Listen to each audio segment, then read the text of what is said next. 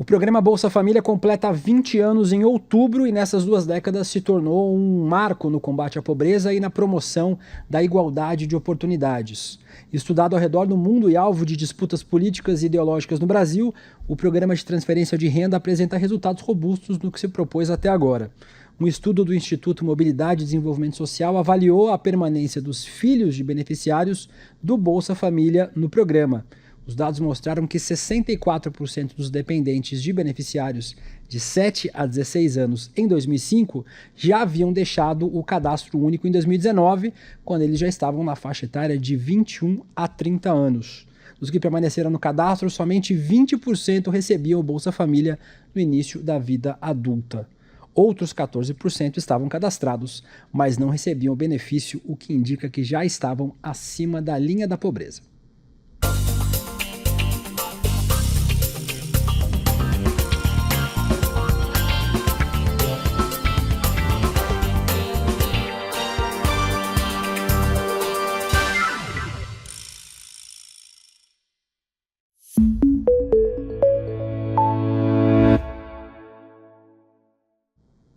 Olá, seja muito bem-vindo, muito bem-vinda. Eu sou o William De Luca, esse é o videocast em detalhes, aqui sempre com um convidado. Nós vamos mergulhar e analisar uma temática todos os dias.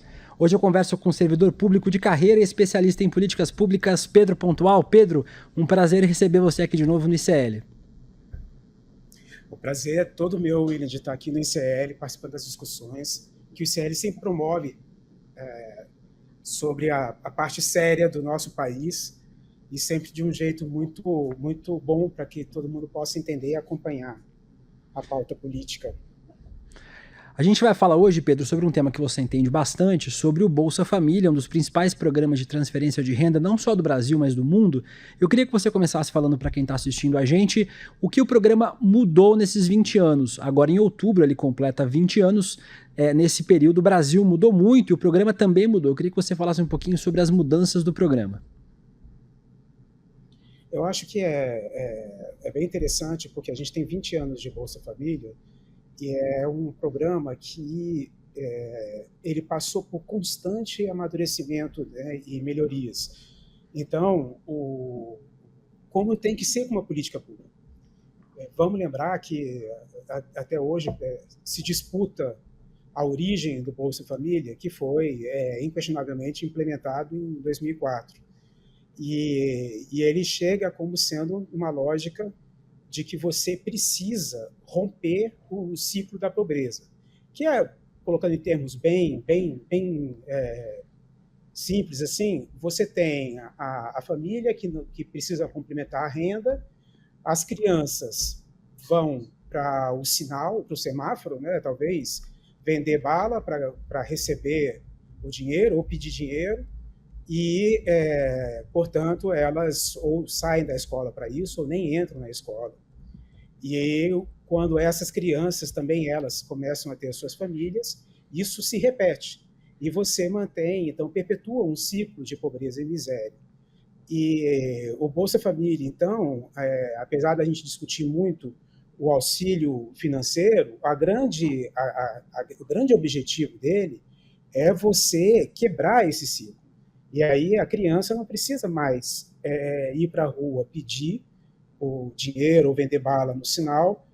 Agora a renda é complementada com o dinheiro que permite que a criança possa continuar e concluir seus estudos. E a maravilha de você ver isso depois de 20 anos é você ver as pessoas fazendo seus pós-doutorados, né? Os filhos que se beneficiaram do bolso, que não precisaram ir no sinal, no semáforo, lá em 2004, 2005, e agora tiveram suas vidas completamente transformadas. O programa passou por várias expansões e, infelizmente, também diminuições, mas sempre dentro do sentido de aperfeiçoamento de como é que ele traz o seu impacto. E daí eu acho que é muito importante a gente lembrar que essa lógica de que o Bolsa Família se tornou uma política pública, que é a porta de entrada para várias outras políticas públicas, é uma das principais transformações que ele traz. Então, ao longo do tempo, a gente foi tendo agregadas políticas, desagregadas, e as ditas condicionalidades, que são sempre aquela contrapartida que se espera da família, para justamente que a Bolsa possa ter o seu efeito. Eu acredito que a gente viveu também, perdão, um período, a partir de 2011, em que o Bolsa Família se dedicou a fazer a busca ativa, né, que é, essencialmente, você não fica parado atrás da mesa esperando as pessoas chegarem, você vai atrás das pessoas que, por alguma razão ou contingência, não têm condições de buscar um CRAS, buscar a prefeitura ou uma caixa econômica para poder se informar sobre o programa. E acho que esse foi talvez um dos momentos, um dos maiores desafios para você, em termos de modificação que o programa passou. E ele passou também por um período em que as condicionalidades deixaram de ser relevantes para a inclusão de novos beneficiários, em que o debate dos valores parou de ocorrer dentro do que é a realidade econômica, e agora a gente retoma um momento em que a política volta a ser vista, de fato, como indutora de outras políticas, como uma estruturante das outras políticas, justamente porque você passa a conhecer a população, que é o cadastro único, que o nome, acho que antes de terminar de falar a palavra cadastro, o termo cadastro único, já tá todo mundo dormindo, de tão burocrático que ele soa. Mas eu acho que a grande transformação que ele traz é de permitir que as pessoas que eram invisíveis, e tanto já se escreveu sobre a invisibilidade da pobreza, tornam-se não só visíveis para o Estado, mas como também você passa a conhecê-las em suas limitações. Se há pessoas com deficiência na casa, se de fato é uma mãe sozinha que cuida das crianças, você começa a conhecer se há outras pessoas da família que residem no mesmo local, então você passa a conhecer as dificuldades e isso te permite refinar a política pública. Por isso que hoje a gente tem o próprio Bolsa Família, ele é na verdade, uma carteira de alternativas para poder apoiar a família e se acomodar ao desenho da família. Então, está muito longe da lógica, olha, está aqui um trocado, agora se vira. É um programa, de fato, projetado para que cada vez mais as situações peculiares de pobreza sejam completamente abraçadas pelo programa, impedindo que o programa se torne uma espécie de propaganda e transformando ele, de fato, numa entrega efetiva com um impacto e valor social elevadíssimos. Pedro, tem uma disputa muito grande sobre a paternidade, né, do Bolsa Família, né? Tem gente que diz que o programa é só uma derivação de um programa que já existia no governo do ex-presidente Fernando Henrique Cardoso, mas a gente usa esse marco do programa a partir dessa transformação que foi feita no governo do presidente Lula. E a partir de então, o programa passou a ser uma bandeira de dois campos políticos, né? Enquanto a esquerda, o campo progressista, esse campo que ele circunda o presidente Lula, defende o projeto como um projeto importante de transferência de renda, a extrema-direita ou a direita, os mais liberais, acabam usando o programa como uma ferramenta também para dizer, olha, é um programa para criar, eu vou usar várias aspas aqui, para criar vagabundos, né? Existe o argumento da dependência financeira, de que as pessoas vão depender financeiramente para sempre do programa. Se você dá dinheiro, as pessoas não vão querer parar de receber. Os dados, eles contradizem essa afirmação de que quem entra no Bolsa Família não quer sair mais, né? Sem dúvida nenhuma. Quem faz essa colocação de que o Bolsa incentiva as pessoas a não trabalharem ou ficarem vinculadas ao programa eternamente, não tem noção do que é a importância da dignidade das famílias e o que é você perder a dignidade. Então, e veja que muitas das pessoas que fazem a crítica, elas falam, não preciso de Bolsa Família porque eu trabalho. E essa ideia, tão cruelmente articulada numa frase dessas, ela, na verdade, faz parte da cultura que a gente vive hoje. Então, as pessoas gostam e preferem sentir-se donas das suas vidas e transformadoras das suas vidas. Então, o trabalho é um aspecto importante para a vida das pessoas hoje. Então, o Bolsa, ele permite que a família consiga se estabilizar numa base. A renda adicional que o Bolsa traz jamais será comparável à renda adicional de um trabalho com carteira, salário mínimo, jamais.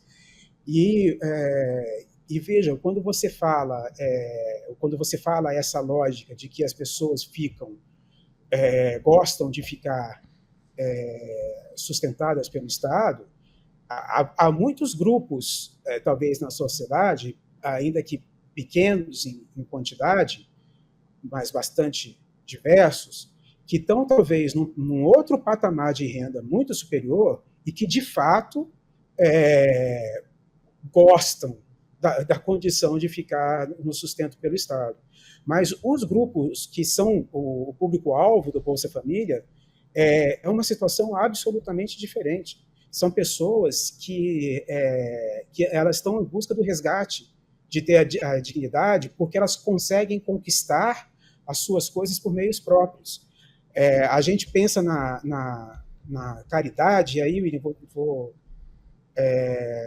se você me permitir fazer só uma avaliação disso, teve um caso que ficou famoso aí no TikTok ano passado, de que a pessoa condicionou a caridade ao trabalho. Então, falou, eu dou bala para você vender a bala no semáforo para você fazer por merecer o dinheiro que eu estou dando. E é crudelíssimo isso, porque a caridade cria um contexto essencialmente dance para mim. A caridade impõe as condições que quer para poder fazer a entrega daquilo que as pessoas vão receber.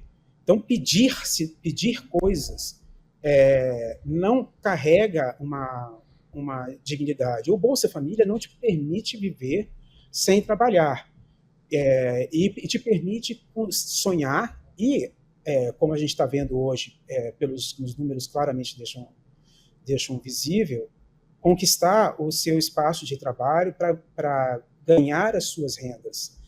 E assim elas reconstituírem esse aspecto de que são pessoas que se sustentam, que vivem por conta própria, que conseguem ter garantido, trabalham para que possam continuar as suas vidas. Eu acho que esse aspecto da dignidade, quando ele é atropelado nas discussões, sobretudo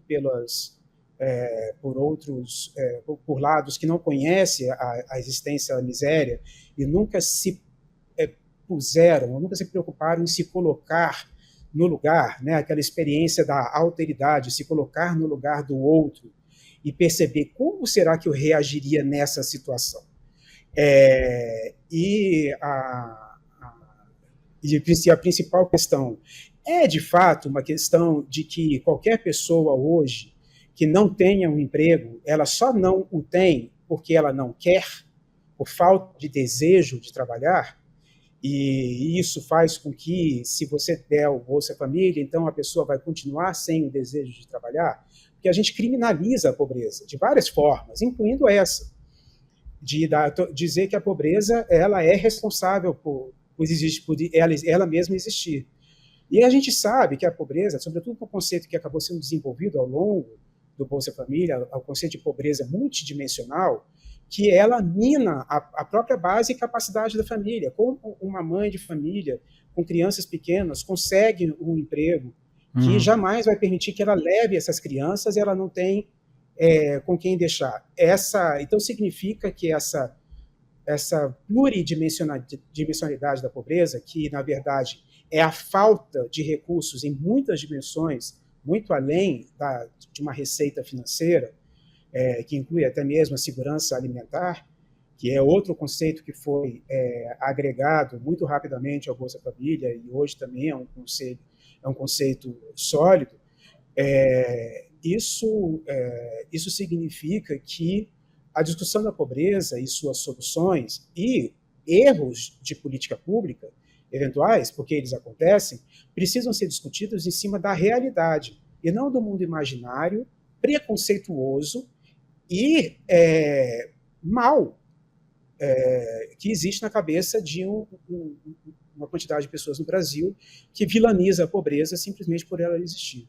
Pedro, a gente sempre vê o Bolsa Família, como a gente falou agora há pouco, nesse espaço de embate ideológico, né? Mas eu vou citar como exemplo o ex-presidente Jair Bolsonaro, que quando deputado federal e ainda pré-candidato à presidência, se referia ao programa como Bolsa Farelo, Bolsa Esmola.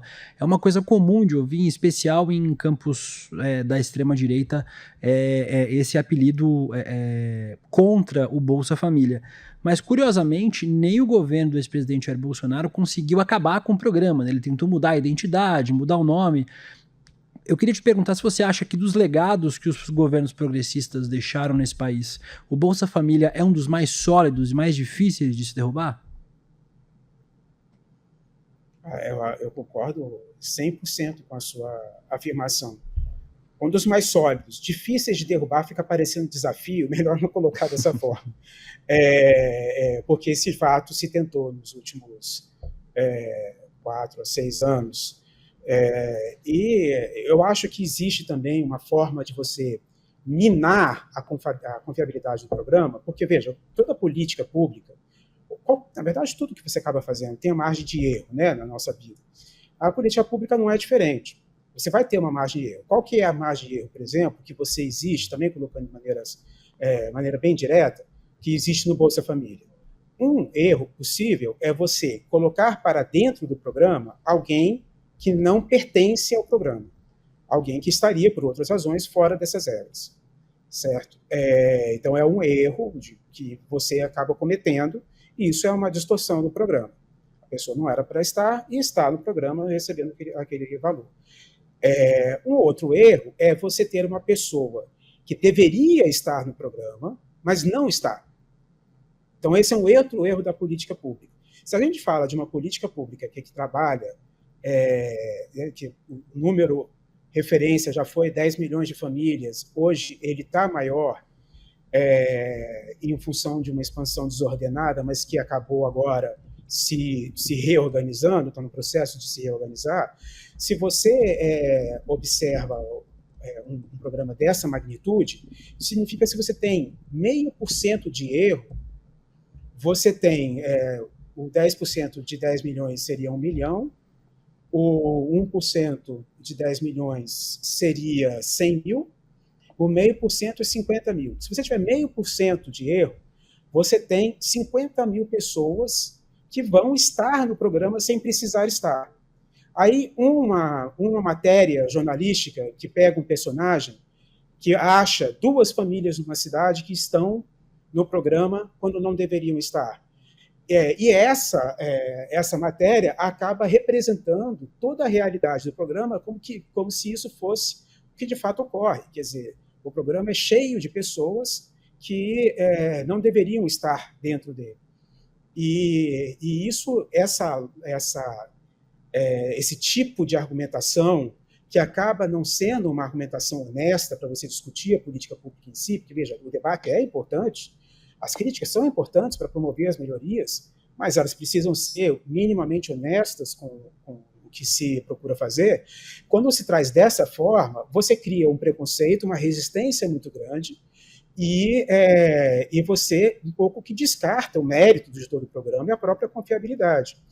Agora, quando mais recentemente você teve uma expansão do programa que incluiu muita gente que estaria completamente fora do perfil, e aí porque houve, de fato, uma remoção dos cuidados e critérios de aplicação do processo de inclusão das pessoas, e aí você depois tem que fazer o processo reverso, de fazer com que essas pessoas saiam do programa porque não deveriam estar nele. que é a dinâmica que talvez melhor descreva os últimos 2 ou 3 anos, até agora. Isso significa que quem critica o programa e depois, ao geri-lo, o torna pior em termos de eficiência, menos eficiente, ainda que aumente recursos também de maneira desordenada, desrespeitando a lógica que existe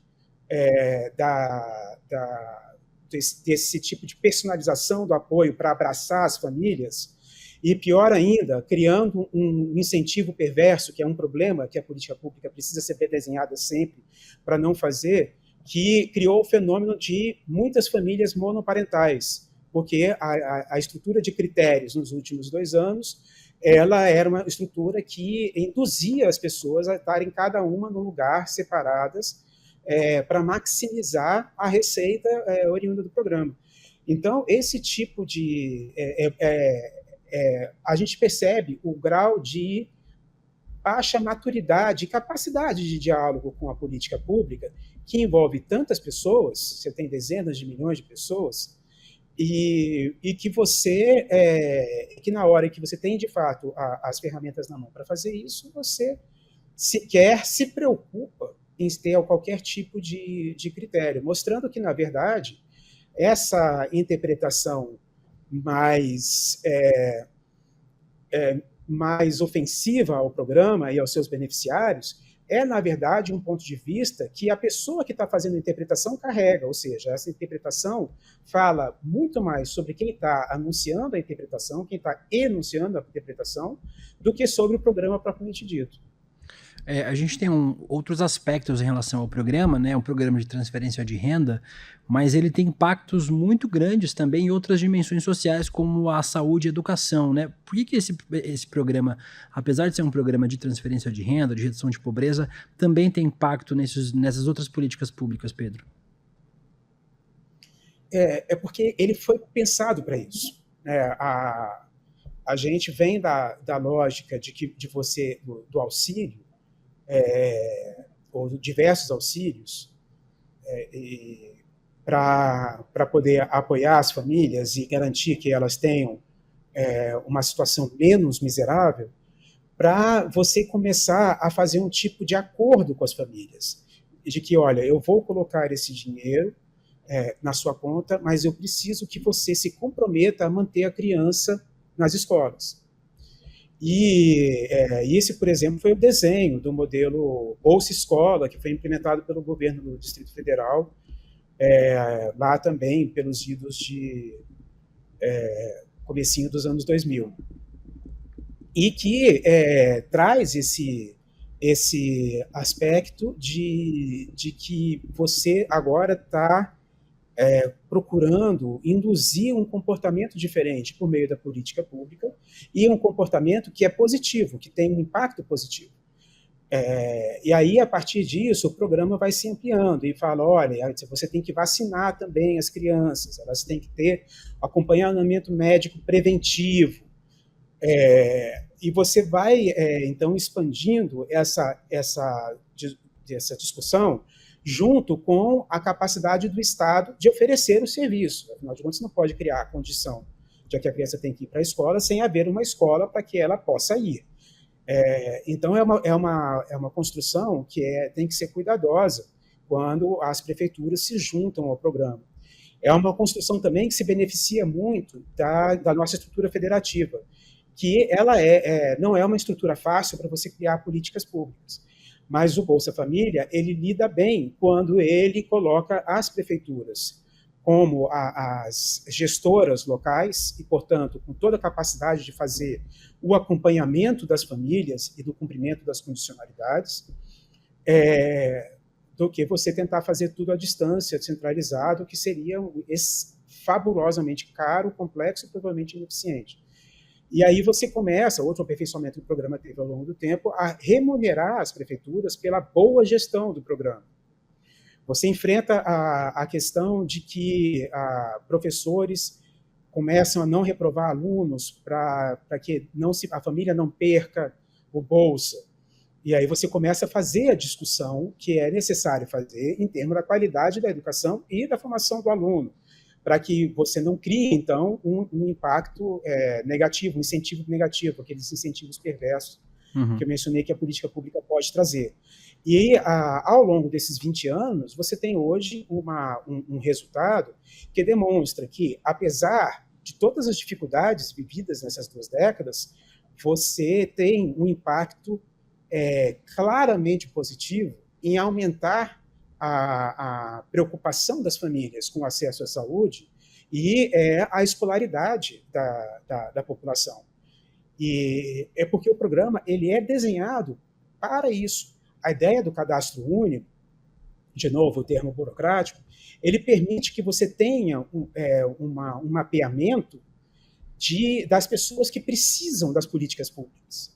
Entra o serviço todo de assistência social, por meio dos centros de referência de assistência social, centros de referência especializados em assistência social, que também acompanham várias dessas famílias, inclusive aquelas que têm dificuldades, como, no seu âmbito, usuários de drogas. Uhum. E aí a gente tem o programa do Centro de Atendimento Psicossocial, AD, né, o CAPS-AD, que passa, então, a dar a estarem presentes nas regiões onde eles se fazem necessários, num processo de construção da política do Estado, de atendimento e garantia de direitos da população. Uhum. E o ideal é que esse programa ele continue sendo, como ele tem a espinha dorsal do cadastro único, e essa transversalidade de diálogo com as políticas públicas, ele acaba, de fato, garantindo que você tenha foco e uma extrema eficiência do ponto de vista mesmo da aplicação daquele recurso, porque você sabe que esse recurso do Bolsa Família, ele está indo para uma região que tem pouco dinheiro naquela região. A mercearia do seu Zé, daqui a pouco vira um mercadinho do seu Zé, daqui a pouco vira um supermercado. Sim. Já tem a criação de emprego. Então, até no próprio modelo econômico que nós estamos inseridos, e que é o modelo econômico vigente no Brasil, o Bolsa Família dialoga muito bem e fortalece, porque, como a gente viu no final dos anos 2000, ele fortaleceu muito também o consumo, o que torna a crítica da direita radical estapafúrdia, porque se tem uma coisa que está fortalecendo o capitalismo, é um programa como esses. A ideia, é claro, é que você tenha sempre, o ideal seria que houvesse disponibilidade de emprego, não houvesse dificuldade na qualificação da mão de obra e os salários fossem, de fato, equitativos e de forma que as pessoas recebessem pelo que elas, de fato, produzem e não valores muito menores. Mas se a gente está falando que... Perdão, diga. Não, pode... É só para você concluir, a gente tem mais um minutinho, eu queria te fazer mais uma pergunta antes da gente concluir, só para a gente fechar a entrevista, mas pode concluir o seu raciocínio. Não, foi bom que eu estava realmente saindo para uma tangente, mas eu acho que a grande questão do programa é ele conseguir, dentro da nossa sociedade hoje, fortalecer e a garantia de direitos das famílias. A gente tem mais um minutinho, Pedro. Eu só queria trazer um dado e fazer uma pergunta para a gente encerrar. Um relatório elaborado por 5 agências da ONU, né, da Organização das Nações Unidas, aponta que 70,3 milhões de pessoas no Brasil estão em situação de insegurança alimentar. O número é quase o dobro do observado no período pré-pandemia, dados do ano passado. Para a gente encerrar, Pedro, que desafios o Brasil tem, em especial um programa como o Bolsa Família, para combater essa saída do Brasil novamente do mapa da fome e também de promover desenvolvimento social com a população, em especial a população mais pobre? Bom, aí a gente vai para muitas alternativas que existem pensadas, né? Eu acho que a alternativa que está hoje na mesa é a alternativa de garantir um desenvolvimento do Brasil na área industrial, para você aumentar, você permitir que as pessoas tenham, portanto, acesso ao emprego e você possa, ao mesmo tempo, garantir comida saudável que seja possível de ser encontrada pelas pessoas para aquisição. Então, você tem uma linha de fortalecimento da agricultura familiar e de distribuição de fomento para que você consiga ter um alimento barato e um alimento saudável à disposição das pessoas. Afinal de contas, a gente sabe hoje que a indústria alimentícia não necessariamente se pauta pela saúde que os seus alimentos seriam capazes ou deveriam promover. Então, a gente tem, acho que o desafio vai um pouco nessa linha de comida, por meio da disponibilidade da comida, o emprego, para que as famílias tenham capacidade de se manter, né, e reforçar na linha também de qualificação profissional, para que se possa dialogar com um mercado que se pretende expandir da indústria. Afinal de contas, a gente sabe que hoje o campo que que domina não, mas que tem uma parte significativa, mas sequer é a maior parte, ou a segunda maior parte do nosso PIB, mas que é tão cantado como sendo uma espécie de campeão nacional, ele hoje emprega pouco, por conta da alta mecanização e por conta do foco de exportação. Então, eu acho que a maneira, o prumo que está dado hoje é você fazer caminhar em torno de um desenvolvimento qualitativo da capacidade do país de produzir itens que tenham impacto econômico de alto valor agregado e conseguindo diversificar um pouco até a sua base econômica. O Em Detalhes de hoje conversou com o servidor público de carreira e especialista em políticas públicas, Pedro Pontual. Pedro, obrigada pela disponibilidade e de sempre compartilhar seus conhecimentos aqui com a gente do ICL. Eu preciso dizer que é um prazer estar aqui sempre, e eu preciso reforçar isso e editar com você, porque, de novo, eu cresci sem as referências de participação e inclusão, de diversidade, de entender a questão LGBT, e ver hoje um profissional como você, do teu quilate, trabalhando e poder estar aqui interagindo com você e conversando com você, para mim, é um gigantesco privilégio. Então, eu que agradeço pela oportunidade de estar aqui com vocês. É recíproco, Pedro. Um grande abraço. A gente se vê logo mais. Obrigado. Até mais. E o podcast Em Detalhes fica por aqui. O próximo episódio vai ao ar às 10h30 da manhã de segunda-feira. E você acompanha a nossa programação aqui de segunda a sexta-feira no ICL. Você também pode acompanhar o Em Detalhes nas principais plataformas de áudio. Para você que acompanha essa transmissão ao vivo no YouTube, você fica agora com o videocast Mercado e Investimentos com André Campedelli e Débora Maganha. Às 6 horas da noite, você sabe, tem ICL Notícias, segunda edição. A gente se vê. Tchau! Monja Coen é uma missionária zen budista que, depois de viver 12 anos no Japão, voltou para o Brasil para espalhar seus ensinamentos. Ela já escreveu mais de 20 livros que venderam mais de 1 milhão de cópias e vai estar com o ICL no dia 28 de setembro para conversar sobre como vencer o estresse e a ansiedade. Um encontro imperdível e que, para você participar, é só clicar no link aqui em cima ou aqui embaixo e se inscrever gratuitamente.